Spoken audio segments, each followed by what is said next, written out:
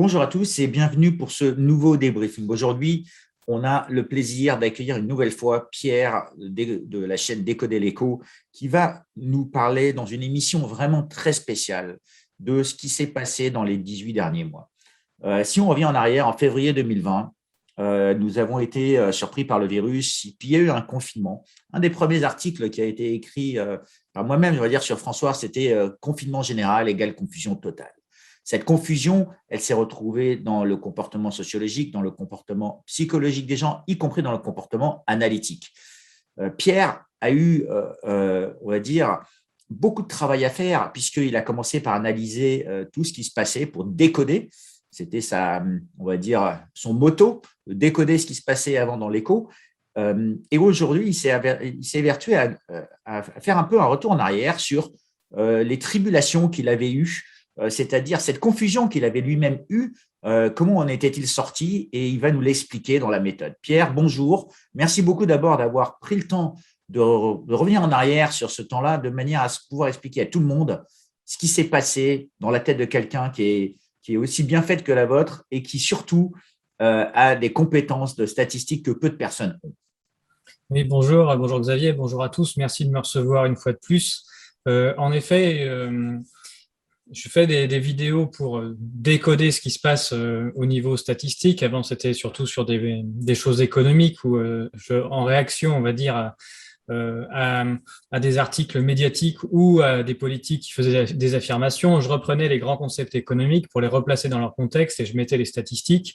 Et surtout, j'explique toujours d'où viennent ces statistiques, ce qu'elles veulent dire exactement et donc ce qu'on ne peut pas dire avec. Donc depuis évidemment la pandémie, j'ai fait beaucoup ce travail-là. Au fur et à mesure qu'arrivaient les informations, je les prenais, je les replaçais dans le contexte et je disais voilà, qu'est-ce qu'on peut dire, qu'est-ce qu'on ne peut pas dire. Et donc, quelle est l'information que l'on peut tirer vraiment des chiffres et qui est rarement celle médiatisée. Mais depuis 1 an et demi, j'ai fait beaucoup de pans de statistiques que j'ai regardés les uns à côté des autres. Et aujourd'hui, évidemment, quand je publie une nouvelle vidéo, c'est pas ma réflexion sur quelque chose que je découvre maintenant, mais c'est à peu près 2 ans de travail. Et donc, pour certaines personnes, je suis assez loin parce que j'ai beaucoup avancé dans mes réflexions depuis 2 ans. Et donc, ça m'a beaucoup été demandé de reprendre l'ensemble de mes travaux et d'expliquer quelle avait été ma démarche depuis le début. Et donc, c'est ce que je vais essayer de vous présenter aujourd'hui, c'est-à-dire d'où je suis parti, ce que moi je croyais comme étant on va dire la vérité scientifique il y a 2 ans, d'où je partais pour donner mes résultats et pour essayer de vous faire comprendre le chemin que j'ai eu qui me permet d'arriver jusqu'ici à quelque chose qui est complètement différent. Et je pense que les informations qui étaient à ma disposition et ce que je pensais il y a 2 ans, c'est ce que pensent la plupart des gens. Enfin, j'étais pas différent et c'est l'étude des statistiques qui m'a beaucoup fait changer d'avis et en particulier à certains moments clés sur ce qui se passait et comment interpréter les choses. Donc, c'est ce que je voudrais vous partager aujourd'hui. Ben, écoutez, allez-y. Donc, je crois que vous avez préparé quelques diapos. Oui, comme d'habitude. Est-ce que c'est partagé ici? C'est parfait. Alors, ici, c'est la manière dont je fonctionne habituellement, mais quels que soient les types d'analyse, que ce soit en économie ou ici pour la Covid, ou c'est de la démographie. Le principe d'une démarche de questionnement, à mon sens, c'est qu'on a tout d'abord une information qui nous arrive en entrée, qui peut être une information d'un politique ou un média, qui nous donne une information chiffrée sur quelque chose qui est en train de se passer. Cette information, c'est une information que j'appelle à plat. C'est ce petit schéma ici. C'est le principe d'un article. Même les articles scientifiques fonctionnent comme ça. C'est qu'il y a un message. Ce message, il est à plat. On accompagne de 2 ou 3 graphiques et c'est tout. Donc, on a quelque part qu'une seule dimension de l'ensemble du problème qui nous est présenté. La manière dont je fonctionne habituellement, c'est que je pars de cette information-là, ensuite télécharge les données publiques qui sont disponibles sur Internet. Ces données, je les analyse, c'est-à-dire que je fais différents graphiques, des tests statistiques s'il y a besoin. Et surtout, je regarde exactement la définition de la statistique en question. La plupart du temps, c'est là que se cachent les différents biais de la statistique. Je regarde la manière dont elle a été collectée également, qui est extrêmement important. Et donc, avec cette analyse sur la définition, la manière de la collecte et puis l'ensemble de ce qu'on voit, je tire des conclusions. Ces conclusions, la plupart du temps, m'amènent à aller chercher d'autres données puisque je considère mon information imparfaite et je recommence ce cycle. Je recommence ce cycle jusqu'à épuisement du sujet ou en tout cas épuisement des statistiques disponibles sur le sujet puisqu'on n'a jamais fini d'étudier un sujet. Et ça me permet d'avoir des connaissances qui sont en sortie. Ces connaissances, à la fois, elles augmentent l'information en entrée. Des fois, elle change de sens, mais en tout cas, elle l'augmente. On en sait plus sur la dimension à plat qui a été proposée. Et puis, on a acquis aussi d'autres dimensions du problème. C'est pour ça que là, ici, sur le schéma, j'ai une vue en 3D qui est plus large sur le problème. Donc, c'est toujours comme ça que je fonctionne, en tout cas. Et l'ensemble de mes vidéos, c'est ça, avec un titre habituellement qui est le problème en entrée, on va dire, un ensemble de statistiques qui n'est qu'une partie de ce que j'ai fait, puisque je ne vous montre pas ce que je considère comme étant soit inexploitable, soit redondant, et puis pour apporter plus de connaissances en sortie. Et juste une question, Pierre.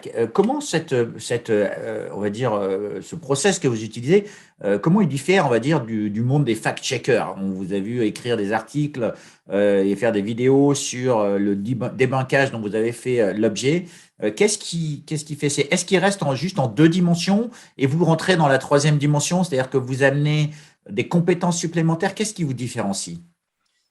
Oui, le fact-checking, à mon sens, il fait pas du tout ce travail d'aller chercher de l'information extérieure. Il se pose en juge, donc c'est-à-dire qu'il reste sur la dimension initiale, et au plus, il va chercher à justifier ou à infirmer cette dimension-là, mais sans aller chercher ailleurs.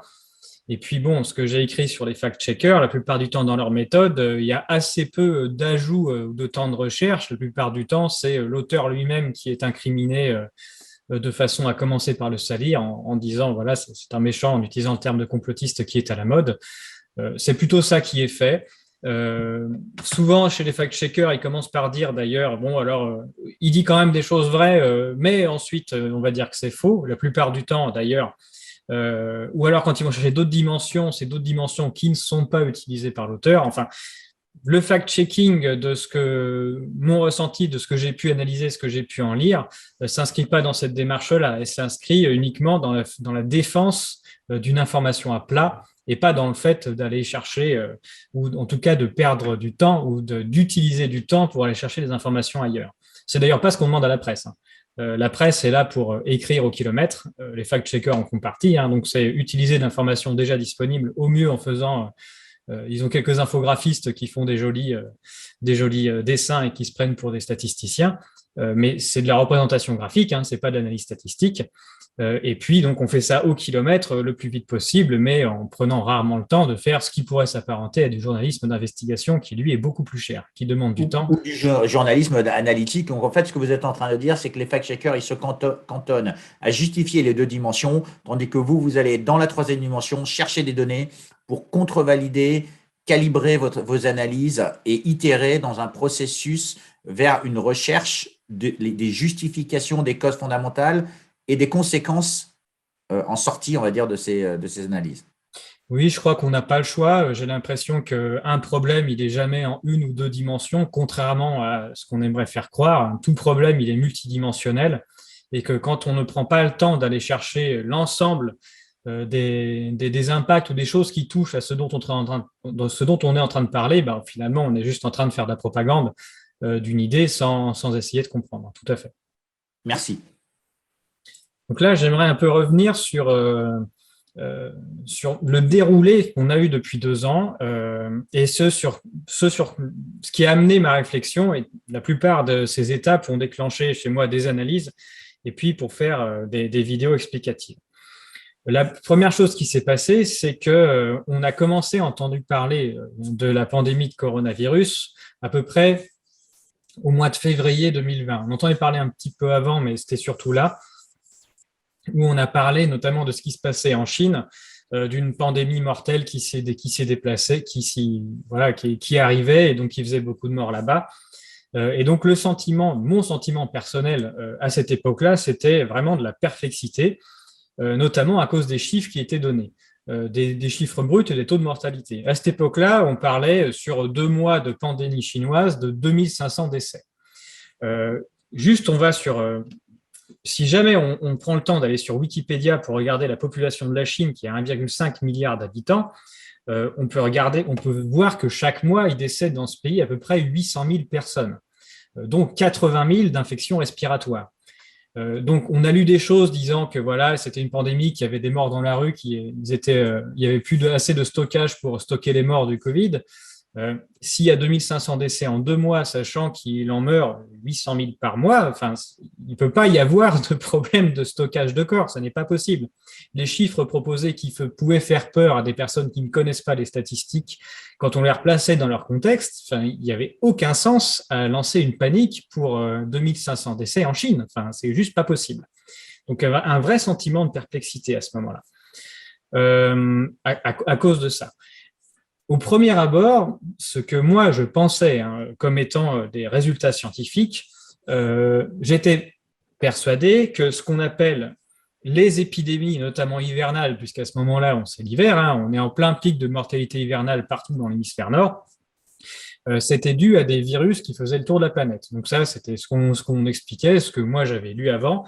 Donc mon état initial de pensée, c'est ça, qu'il y a bien des maladies qui se déplacent en faisant le tour de la planète, que ces maladies se transmettent d'individu à individu, donc c'est la transmission par la propagation qui fait qu'il y a des malades, que parmi l'ensemble de ces maladies, il y a plein de choses, mais il y a notamment des virus hivernaux qui se transmettent, et puis parfois ces virus qui fatiguent les gens, ça peut dégénérer en infection bactérienne notamment. Je pensais également qu'à ce moment-là, alors ça reste vrai, mais bon, ces maladies-là, elles emportent les plus âgés de la population. C'est pour ça qu'il y a des hausses de mortalité chez les personnes âgées, notamment l'hiver, à cause de ces virus. Que l'ensemble des vaccins, ça avait un rôle de protection sur les individus, et donc ça avait un rôle assez primordial sur le fait d'avoir le moins de morts possible. Et puis voilà, c'est à peu près tout ce que je dirais sur mes... Donc, une perplexité quelque part qui était basée sur les hypothèses que vous aviez et l'impact, on va dire, de la médiatisation de cette épidémie en Chine. Oui, alors à ce moment-là, moi, je pense avoir à peu près en tête ou ce que je croyais comme étant des résultats scientifiques, ce dont on entend encore parler, sur le principe des maladies qui font le tour de la planète avec des humains qui se contaminent les uns les autres, qui tombent malades, etc. Donc ça, à cette époque-là, c'est vraiment ce que je pense. Et donc, quand on me montre ce virus-là, c'est l'analyse que j'en ai. En tout cas, je suis préparé à recevoir cette information-là. Ma perplexité, c'est sur le nombre. À ce moment-là, 2500 décès, je le répète, en Chine, c'est ridicule. C'est l'équivalent de vraiment quelque chose de très faible qu'on apparenterait à une toute petite grippe en France, quoi. Enfin, tellement c'est faible. Les statistiques qui sont montrées par âge aussi à l'époque, avec seulement les plus de 50 ans touchés et en majorité des plus de 80 ans, c'est pareil. On est vraiment dans les ordres de grandeur habituels des maladies hivernales. Encore une fois, ça peut faire peur. Alors, c'est présenté dans les médias de manière folle à ce moment-là, mais c'est juste, voilà, en termes statistiques par rapport à ce qu'on vit d'habitude sur la superficie et surtout le nombre d'habitants de ce pays, on est vraiment dans quelque chose de... Donc, c'est pour ça, perplexité complète. Pourquoi fait-on toute une médiatisation de ce problème-là, alors qu'en termes de chiffres, il se passe rien. L'étape d'après, c'est évidemment, vous en avez parlé, Xavier, c'est la stupéfaction en mars 2020, quand du jour au lendemain, on lance il y a évidemment le discours du président de la République avec le « Nous sommes en guerre », et puis le confinement général qui est décidé quasiment du jour au lendemain, on n'est pas prévenu, et donc on passe d'un état où donc moi j'étais perplexe et je suivais les avancées du coronavirus en termes de chiffres et où je voyais rien d'impressionnant, à un état où on déclenche un état de guerre contre ça. Donc vraiment stupéfaction totale sur ce qui est en train de se passer. J'étais tellement stupéfait que ça m'a rappelé l'excellent livre de Naomi Klein qui s'appelle La stratégie du choc. Et à ce moment-là, j'ai fait une vidéo qui a été pas mal reprise et vue, où je disais que je voyais beaucoup de similarités entre ce qu'expliquait Naomi Klein sur ce qu'est une stratégie du choc. Ceux qui n'ont pas lu, je vous conseille ce livre qui est assez incroyable. Et puis ce qu'on vivait à ce moment-là. C'est-à-dire un choc qui arrive et qui met en place quelque part une sorte de régime totalitaire voulu par la population pour se protéger de quelque chose. Voilà, il faut donner tous les pouvoirs à quelqu'un qui va décider de tout à notre place et puis là, en l'occurrence, nous enfermer. Cette vidéo, la stratégie du choc, ça m'a appris pas mal de choses, et notamment sur la censure. Il y a deux types de censure qui se mettent à ce moment-là, ce que je ne connaissais pas, parce que moi, ma chaîne est très, très peu regardée. Il y a une première censure de la part de YouTube qui fait ce qu'on appelle du shadow banning de cette vidéo-là, c'est-à-dire qu'elle la masque. Donc, en fait, la vidéo est toujours en ligne, mais elle est introuvable.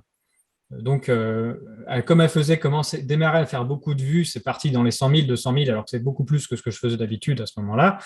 Il y a YouTube qui a tout arrêté du jour au lendemain et qui l'a sorti de toutes les recherches ou de toutes les suggestions, puisque sur YouTube, ça marche par suggestion. Donc, j'ai découvert à ce moment-là que sur un sujet comme celui-là, où d'ailleurs je niais pas l'existence des coronavirus ou quoi que ce soit, je disais juste qu'on vivait ça ressemblait énormément à la mise en place d'un choc.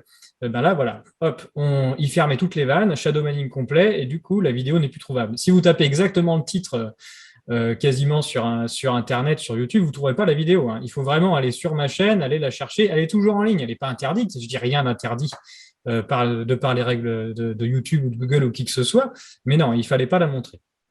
Et puis la deuxième censure que j'ai vue, c'est celle d'autres YouTubeurs, où il y en a un certain nombre qui passent leur temps à faire des vidéos pour dire ce qui est bien vu.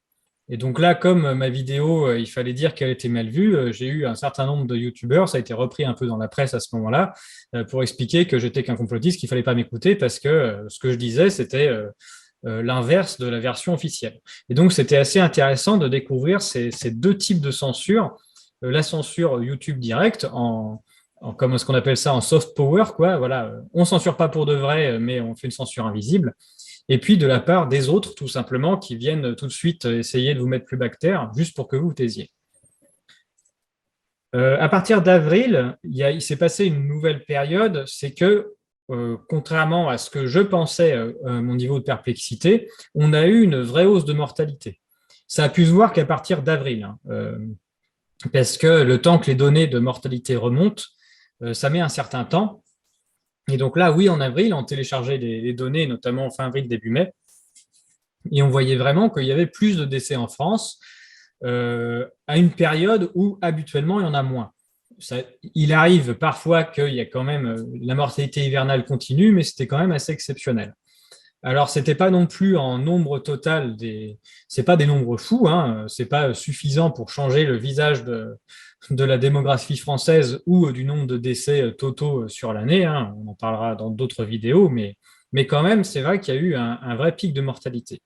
Donc là, mon point de vue à ce moment-là, moi, j'étais encore dans l'explication scientifique qu'il s'agit bien d'une maladie qui se transmet d'humain en humain, qui fait le tour de la planète. Et donc là, en termes de mortalité, on est dans l'équivalent de quelque chose comme vraiment une grosse grippe vraiment violente qui touche les personnes âgées, bon, comme d'habitude, mais avec un vrai pic de mortalité. Donc là, j'étais quand même un peu stupéfait de voir que finalement, ces chiffres qui étaient très faibles quand on les regardait en Chine, quand ils arrivent chez nous, post-confinement, on a quand même des hausses de mortalité. Et donc cette situation-là dure à peu près avril-mai, puisqu'en mai, on est déconfiné. À partir de mai, on voit bien qu'il n'y a plus tout de décès. Il a commencé à faire bien plus beau d'ailleurs. L'hiver était vraiment complètement terminé. Donc, à ce niveau, voilà, ça c'est mon niveau de connaissance à ce moment-là. Il y a un élément de doute qui aussi arrive parce que quasiment tous les décès sont attribués à la Covid, quoi, quelque part. Oui, bien évidemment. Alors après, il faut dire que vous ne pouvez pas trop être surpris puisque on a l'habitude en démographie, tous les ans après les épidémies hivernales, enfin il faut attendre 2 ans le temps que toutes les données remontent, mais il y a l'INSERM, il me semble, qui fait une étude rétrospective sur les décès de la grippe. Et pour compter qui est décédé de la grippe, ils prennent la bosse de mortalité de l'hiver dans les semaines où Sentinelle a déclaré des déclarations grippales. Quand on dit grippal, c'est état grippal, hein, donc on ne connaît pas la maladie, on n'a jamais fait de test, mais on dit que c'est la grippe. Et donc, selon les années, cette bosse de mortalité d'hiver, elle est entre 10 et 20 000 personnes à peu près qui sont attribuées aux états grippaux et donc à la grippe. Donc, à ce moment-là, les chiffres qu'on voit avec la bosse de mars-avril, même si elle est plus concentrée, elle est petite, mais on est dans les bons ordres de grandeur habituels, quoi. Donc, il n'y a pas de gros choc. En revanche, on voit bien, à partir du mois de mai, quand ils libèrent les gens, beaucoup de discours dire « Ah bah, le confinement a marché du tonnerre puisque l'épidémie s'était arrêtée ». Sauf qu'à ce moment-là, alors il y a certes, à ce moment-là, moi j'admets qu'il y a eu une maladie qui a fait des morts du type une infection respiratoire aiguë. En revanche, pour dire que le confinement a eu un effet bénéfique, c'est pas comme ça qu'on fait, hein. Très clairement, il n'y a jamais eu de hausse de mortalité visible dans un mois de mai, mis à part, je crois, en 1967, je crois, à vérifier, où il y a eu un hiver très rude où il neigeait jusqu'en mai. Et donc là, il y a de la mortalité au mois de mai, hein, ça s'est vu une fois. Mais autrement, non, dès qu'il fait beau, le printemps arrive, il n'y a plus de morts. On arrive à la mortalité habituelle. Donc, les viroses respiratoires sont saisonnières. Voilà. Jusqu'ici, en tout cas, c'est exactement le niveau d'information qu'on a, hein. Il n'y a pas de hausse de mortalité d'infection respiratoire, jamais, mis à part l'hiver. Et donc, le fait que la mortalité s'arrête, on va dire en avril, quand il commence à faire beau, tout est normal. Et dire que c'est le confinement, ça n'a pas de sens. Peut-être que c'est le confinement, mais c'est pas une preuve que ça ait baissé, puisque ça baisse comme d'habitude. Et puis, il faudrait prouver, si le confinement est bénéfique, il faudrait prouver que la désorganisation de soins qu'on a mis en place à vouloir confiner les gens, ça n'a pas eu d'impact. Donc, quand on arrive au mois de mai où on n'a pas fait cette étude rétrospective, il est impossible de l'affirmer comme ça. Ou alors, c'est juste pour défendre la politique. Le fait que les politiques défendent cette idée-là en se félicitant, c'est normal, puisqu'ils ont pris la décision. En revanche, le fait de dire qu'il y a un consensus scientifique là-dessus, c'est juste complètement faux. Donc là, il y a un vrai doute quand même. Le doute, il est double. À la fois, bah oui, on se dit, bon, quand même, il y a plus de morts que ce qu'on pouvait prévoir en regardant la Chine. Donc bon, maladie qui se déclare chez nous et qui se transmet fortement. En revanche, doute aussi sur le fait que ce qu'on a mis en place, ce soit que positif. Il arrive ensuite quelque chose qui, moi, a complètement changé ma façon de voir la science. J'ai appelé cette période la colère, c'est l'étude du Lancet. Puisque c'est au mois de mai 2020, il y a le Lancet qui sort une étude à charge contre l'hydroxychloroquine, qui fait la une des journaux très vite en disant qu'il faut interdire cette substance complètement dangereuse. Et moi, je suis hyper surpris. Alors, je suis pas du tout médecin, hein, je connais pas bien les substances, mais là, même en parcourant juste ce qu'il y a décrit dans les journaux, c'est juste pas possible. On est sur une molécule qui a été donnée des milliards de fois depuis des dizaines d'années. Découvrir, enfin, du jour au lendemain qu'elle a une létalité énorme et complètement significative, c'est juste impossible. Il y a pas moyen. N'importe quel néophyte en statistique, il voit ce machin-là, mais il rigole complet, quoi. Et donc, le fait que ça sort dans ce qui est un grand journal, c'est complètement fou. J'en réalise une vidéo à ce moment-là pour expliquer que rien que la méthodologie du papier peut faire qu'on dit n'importe quoi, hein. On peut vraiment choisir, c'est une méthodologie, on fait de l'appariement en faisant des pseudo-cohortes. Enfin, très clairement, c'est le genre de truc où on peut vraiment maîtriser complètement les chiffres pour raconter ce qu'on veut. Voilà. Et donc, je dis que bon, je ne vois pas d'autre explication du fait qu'ils ont bidouillé la cohorte de chaque côté pour choisir ce qu'ils veulent, en expliquant comment ça marche. Mais quelques jours après que j'ai fait cette vidéo, il y a une montagne de scientifiques qui disent mais cette étude est complètement fausse, c'est pas possible. Et assez rapidement, les masques tombent et il s'avère que toutes les données étaient fausses. Donc, c'est même plus que... Moi, je n'osais pas l'imaginer. Moi, j'accusais la méthodologie qui est accusable, mais je ne pouvais pas imaginer à ce moment-là qu'on puisse sortir un papier scientifique relu par les pairs avec zéro donnée. Voilà, c'est du vent complet, avec des gens qui sont capables d'écrire des données quelque part pour ensuite le faire diffuser. Donc, je suis très en colère de voir que ça existe et je suis encore plus en colère quand... en apprenant médiatiquement et puis avec d'autres scientifiques qu'en fait, c'est monnaie courante et que dans l'ensemble de la presse scientifique, on ne sait pas distinguer de ce qui est vraiment, on va dire, une vraie avancée scientifique avec vraiment des gens qui ont fait de l'observation et puis qui ont financé quelque chose, de produits qui sont en fait montés de toutes pièces, bien souvent parce qu'ils arrangent certains laboratoires pharmaceutiques ou d'autres, puisqu'il n'y a pas il n'y a pas qu'en médecine qu'on fait ce genre de choses.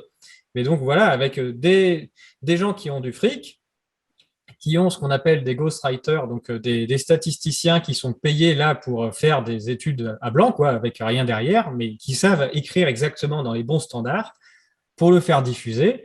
Ensuite, ils arrosent des scientifiques, des gens connus qui vont sur les plateaux télé en leur filant du pognon, en payant certaines recherches, en donnant des avantages en nature. Ces gens-là apposent leur signature sans avoir lu ce sur quoi ils avaient signé, et puis c'est envoyé dans les grands journaux, et puis ça passe. Et donc voilà, je découvre. C'est une colère, mais qui est aussi une déception quelque part. Puisqu'il y a une instrumentalisation de ce que vous considériez être inattaquable en termes de science. Pas tout à fait, puisque de par mon métier, bon, j'avais plutôt une lecture type presse de ces choses-là, et donc je m'étais jamais engagé personnellement à soutenir des papiers. Donc je peux pas dire que je suis déçu, non, je suis vraiment vraiment en colère, puisque voilà, c'est le sentiment d'avoir été, c'est un sentiment de trahison, quoi. Donc c'est plutôt de la colère que de la déception. On peut vraiment prendre les gens pour des andouilles, et puis voilà, que ça passe crème. Et cette colère, elle aussi, elle se traduit parce que dans la politique générale, il y a le ministre de la Santé qui demande la suspension, on va dire, de l'inclusion des études avec l'hydroxychloroquine. Oui, alors limite la déception, elle a lieu, on peut dire après, c'est quand tous les masques tombent, donc l'étude s'écrabouille, on sait qu'il faut arrêter de faire confiance aveugle aux études dites scientifiques publiées par les grands journaux, hein, faut pas faire ça, faut vraiment relire, regarder la méthode précisément. Je l'ai fait d'ailleurs dans d'autres vidéos en montrant qu'il y a certaines choses qui sont mais complètement hors des clous d'un point de vue méthodologie, ça n'a pas de sens, qui sont pourtant publiées encore aujourd'hui. Euh, et donc, en effet, à la fois, il n'y a aucune, après le Lancet, on a dit c'est un séisme, voilà, ça y est, prise de conscience générale. Il n'y a aucune prise de conscience de la part des grands journaux après le Lancet. Hein. On n'a pas du tout revu la lecture par les pairs, les vérifications, etc. Voilà. C'est comme si l'affaire du Lancet n'avait pas existé. On continue à se faire comme avant. On a juste fait la une des journaux pendant un moment, mais maintenant, on continue notre chemin. Donc, il n'y a, pas du tout de changement de méthode aujourd'hui pour ces choses-là. Et puis, en effet, pour l'hydroxychloroquine, bah, c'est toujours interdit. Après, donc, une fois qu'on a dit, bon, tout le monde a menti, c'était complètement faux, on ne peut jamais prouver que l'hydroxychloroquine tue qui que ce soit, bah non, ça continue d'être interdit parce que ce qu'on a dit une fois, on continue. Et donc oui, la déception, elle est à ce niveau-là, c'est-à-dire donc la colère de savoir qu'on peut gruger et puis que c'est normal, et puis la déception de dire bah, maintenant qu'on a avoué qu'on a grugé, oui, mais maintenant c'est bon, on va rester comme ça quand même. Donc peut-être la déception. Oui. Ensuite, il y a une vraie phase d'incompréhension qui est que c'est pendant tout l'été. Donc on l'a déjà dit jusqu'ici, en France en tout cas, même ailleurs, on a des maladies hivernales, c'est-à-dire d'une saisonnalité des infections respiratoires. Donc, à aucun moment, on ne se dit que bah, on va avoir des problèmes à partir de mai jusqu'à l'hiver prochain, quoi.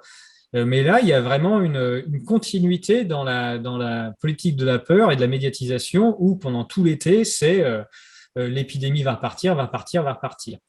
Ben, en fait, ça se disait déjà dès la fin du confinement, si on va déconfiner, l'épidémie va repartir, mais ça s'est jamais vu, enfin, des maladies à ce moment-là. Et donc là, de ma part, il y a une vraie incompréhension de se dire, mais qu'est-ce qui se passe? Pourquoi est-ce qu'on lâche pas la grappe des gens, au moins pour l'été, quoi? Il n'y a aucune raison qu'il se passe quelque chose. Qu'il se passe peut-être quelque chose plus tard.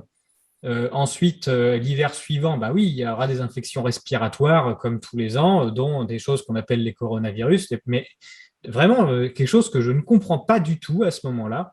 Je fais d'ailleurs plusieurs vidéos à ce sujet, hein, dont une où je montre qu'il y a un pic caniculaire en août 2020 qui a vraiment un pic de décès hein, à ce moment-là en France qui se voit, qui est mesurable. Bon, l'INSEE en a parlé un peu aussi.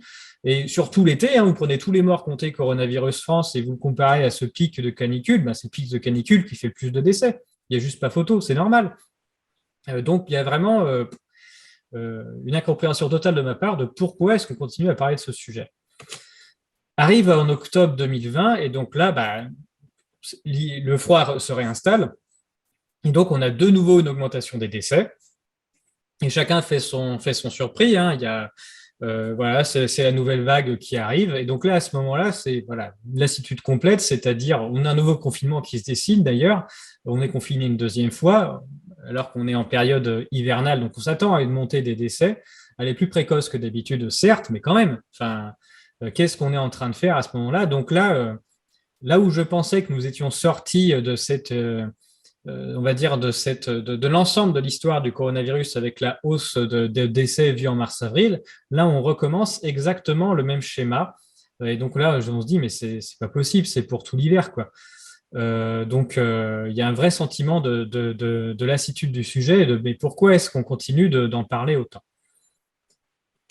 Ensuite, voilà, on arrive après au mois de décembre 2020. Et donc là j'ai un vrai espoir, c'est qu'on commence à avoir des données annuelles qui commencent à sortir.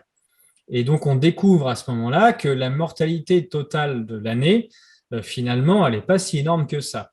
On voit très clairement que les jeunes, ils n'ont pas été touchés du tout par des hausses de mortalité de toute l'année. Donc, ça ne les concerne pas. On est vraiment sur une mortalité des personnes âgées comme tous les ans, avec des phénomènes saisonniers. Il n'y a pas de mort l'été, mis à part l'épisode de canicule. Et donc, je commence à faire une vidéo où j'explique ce qui s'est passé par âge. J'explique le phénomène des baby boomers qu'on m'a appris à l'école. Donc, c'est normal qu'il y ait plus de décès chaque année, que ça augmente, ça fait même des sauts, etc. Enfin, finalement, quand on prend les données dans leur ensemble sur l'année, on se dit, mais OK, c'est bon, on va avoir des rétrospectives et ça va marcher. Et à ce moment-là de l'année, je me dis, bah, on est quasiment sorti d'affaire puisqu'il y a les grands instituts, l'INSEE, l'INED, qui vont forcément faire les études annuelles rétrospectives et tout va sortir. Et donc, dès que tout ça va sortir, tout le monde va se rendre compte que si on regarde par âge, bah, il ne s'est pas passé grand-chose sur l'ensemble de l'année, je veux dire, et que les jeunes ne sont pas touchés. Donc, on est dans l'histoire habituelle, avec plus de décès, parce qu'on a plus tous les ans, avec des hauts, des bas selon les années. Mais tout ça va décanter, et puis bah, ça va complètement remettre les choses à plat, et on va sortir enfin de cette histoire de coronavirus où on avait l'impression qu'on était rentré dans un cycle infernal. Donc, décembre 2020, on a vraiment l'impression qu'il y a... voilà, c'est l'espoir on va dire que enfin les gens vont se poser, vont réfléchir, en particulier les instituts, et puis qu'on va sortir de la fuite en avant médiatique où on n'arrête pas d'envoyer du chiffre pour faire peur. Et janvier, c'est l'énorme désillusion, en tout cas de ma part, c'est que voilà, je vois les grands instituts qui sortent exactement l'inverse de ce que je viens de dire, donc qui sortent des études pour expliquer à quel point la situation est catastrophique et que ça continue et qu'il y a plein de morts et que c'est la pandémie qui a tué tout le monde. Mais là, c'est une déception incroyable puisqu'il n'y a aucun respect des standards attendus de publication de la part des instituts. Il n'y a pas de comparaison par âge, il n'y a pas de remontée dans le temps suffisamment loin pour comparer autre chose qu'à 2019, voire 2018 quand on a de la chance. Et donc, ce sont des papiers qui sortent avec des titres qui font, alors là, qui font extrêmement plaisir à la presse, qui s'en donnent à cœur joie. Donc, on est vraiment dans une démarche des instituts de s'adresser à la presse pour être diffusé, mais sur lesquels, voilà, tout ce qui est mise en perspective, compréhension, ce que j'ai dit, les différents angles dont j'ai parlé depuis le début, tout ça, il n'y a absolument rien qui est pris à l'intérieur et ce sont des données brutes qui sont fournies avec en plus un principe de causalité qui est impossible à sortir pour ces instituts. On peut vraiment prendre leur papier où ils expliquent que c'est la maladie qui tue, sachant qu'ils n'ont à leur disposition et dans leur papier, il n'y a aucune donnée qui ne permet de faire un principe de causalité. Donc ça, c'est un énorme problème déontologique à ce moment-là, où on a une prise de parti, c'est-à-dire on voit des pics de décès, c'est donc la pandémie. Non, pour dire que c'est la pandémie, il faut des données chiffrées qui posent une causalité, ce que les papiers ne proposent pas. Et notamment, voilà, c'est la pandémie qui a fait reculer l'espérance de vie. Non, à minima, c'est le contexte dans lequel on se trouve avec les décisions qui sont prises et tout ça mis tous ensemble. Et donc là, il y a un vrai problème à mon sens. Et là, alors on a parlé de déception tout à l'heure. Moi, c'est désillusion complète où je comprends à ce moment-là qu'on ne va pas se sortir du sujet si facilement puisqu'il y a une prise de parti des instituts envers cette histoire-là. Et donc, si on rejoint un petit peu vos compétences, on va dire, de scientifique, de statisticien, cette désillusion, elle se traduit par une prise de conscience de tous les biais analytiques et de collecte des données que vous puissiez. Et c'est à ce moment-là où vous commencez à vous poser des questions sur ces biais-là?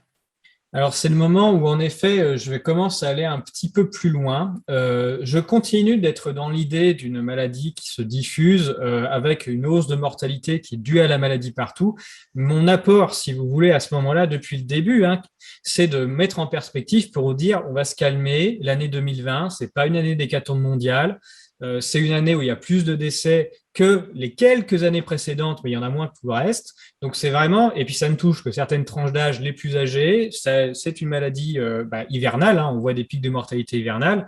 Donc, c'est vraiment là-dedans que je suis, c'est-à-dire que je ne remets pas du tout en question ce qui est en train de se passer, je relativise, c'est-à-dire je compare à d'autres années par âge, etc. Et donc, je continue à relativiser, à expliquer des choses sur l'épidémie que nous vivons, mais en disant qu'il faut se calmer. Et là, il m'arrive deux rencontres à ce moment-là. La première, c'est avec Denis Rancourt, qui réagit à une de mes analyses où j'explique comment la maladie se diffuse en France. C'est notamment parce que je montrais qu'il n'y avait pas de propagation exponentielle nulle part. Et donc, je montre des diffusions en France. Et il me dit, de manière assez abrupte, alors tout ça c'est complètement faux, tu seras incapable de me montrer la moindre diffusion épidémique sur le territoire si tu ne prends pas l'indicateur choisi qui était le début de diffusion, mais le milieu du pic. Et il dit ce qu'on appelle les épidémies, qui est en fait la mortalité hivernale, elle est synchrone partout où elle a lieu dans l'hémisphère nord, donc il n'y a pas de diffusion, c'est pas vrai, et on ne peut pas le montrer. Et donc là, je me dis, c'est-à-dire que moi, ce qu'on m'apprend depuis en démographie sur la mortalité hivernale, en fait, ce serait faux.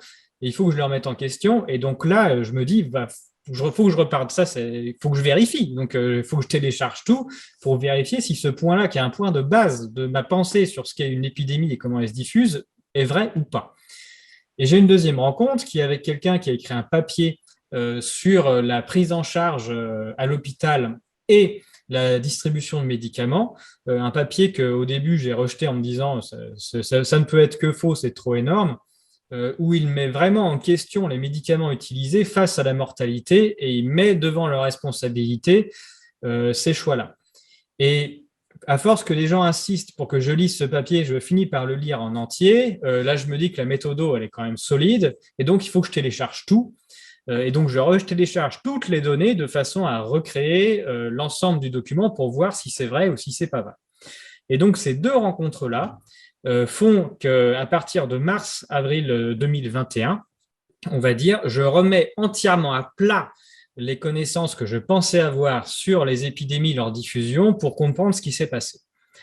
Et on va dire que ça, c'est le point de départ que j'appelle le nouveau départ de l'ensemble de ma réflexion et de ma compréhension actuelle de ce qui s'est passé. Et je n'aurais pas pu comprendre si je n'avais pas tout remis à plat, si des gens ne m'avaient pas dit, ben non, en fait, ce sont tes supposés initiaux qui font que tu auras une mauvaise lecture toujours de ce qui s'est passé.